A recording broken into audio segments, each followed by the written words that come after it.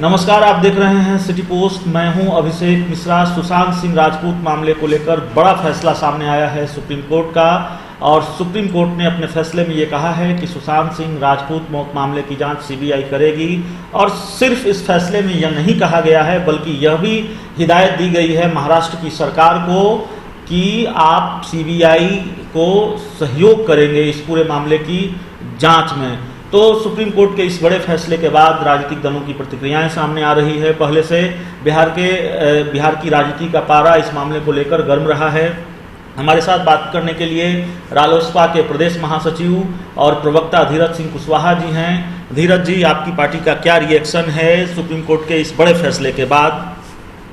पहले तो उच्चतम न्यायालय का जो भी फैसला आज आया है उसका हम लोग स्वागत करते हैं, और बिहार के लोगों का बेसब्री से इंतजार था कि इसमें सीबीआई जांच होना चाहिए। और सबसे बड़ी बात यह है कि बिहार पुलिस की सबसे बड़ी जीत हुई है। जिस तरह से महाराष्ट्र सरकार की पुलिस जिस तरह से अड़ंगा डाल रही थी, उसमें बहुत बड़ी जीत हुई है। तो सुशांत सिंह राजपूत मामले में बिहार पुलिस की बड़ी जीत हुई है, उनके करोड़ों जो फैन हैं उनके परिवार की जीत हुई है, लगातार ये बात कही जा रही है, आप भी कह रहे हैं। नियोजित शिक्षकों को लेकर एक सवाल है, और नियोजित शिक्षक नहीं रहे, शिक्षक ही कहेंगे हम उनको आपका एक बयान सामने आया। आपने कहा, आपकी पार्टी ने कहा कि जिस सरकार ने शिक्षकों को सड़कों पर घसीट कर पिटवाया, वही सरकार अब चुनाव का वक्त आया है तो लॉलीपॉप थमा रही है। क्या वाकई लॉलीपॉप थमा रही है? इस फैसले को कैसे देखते हैं? देखिए अभिषेक बाबू, सरकार तो बहुत दिनों से चल रहा है, और हमारे बिहार के शिक्षक भाई हमेशा से आवाज़ उठाते रहे हैं, और आंदोलन भी करते हुए पटना के सड़कों पर आए थे।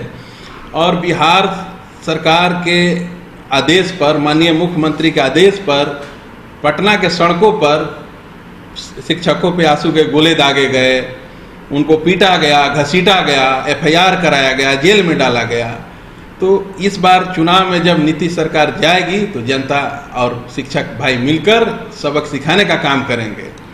एक आखिरी सवाल है धीरज सिंह कुशवाहा जी, आप महागठबंधन के नेता हैं और महागठबंधन के महत्वपूर्ण सहयोगी दल के प्रवक्ता भी हैं, प्रदेश महासचिव भी हैं।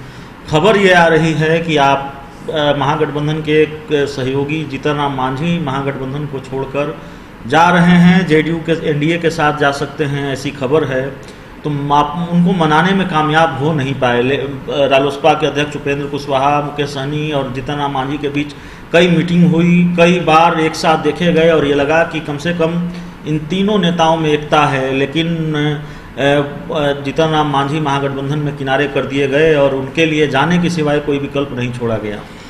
देखिए अभिषेक बाबू, कहना यह है कि अभी तक कोई औपचारिक घोषणा नहीं हुई है, और जीतन राम मांझी जी द्वारा 20 तारीख का एक डेट निर्धारण किया गया है, उसके बाद तो सामने आ ही जाएगा। महागठबंधन मजबूत है, इसमें किसी प्रकार का मतभेद नहीं है, और हमारे पार्टी के राष्ट्रीय अध्यक्ष श्री उपेंद्र कुशवाहा जी द्वारा इसमें भी पहल किया जा रहा है, इसलिए इसमें कोई बात नहीं है।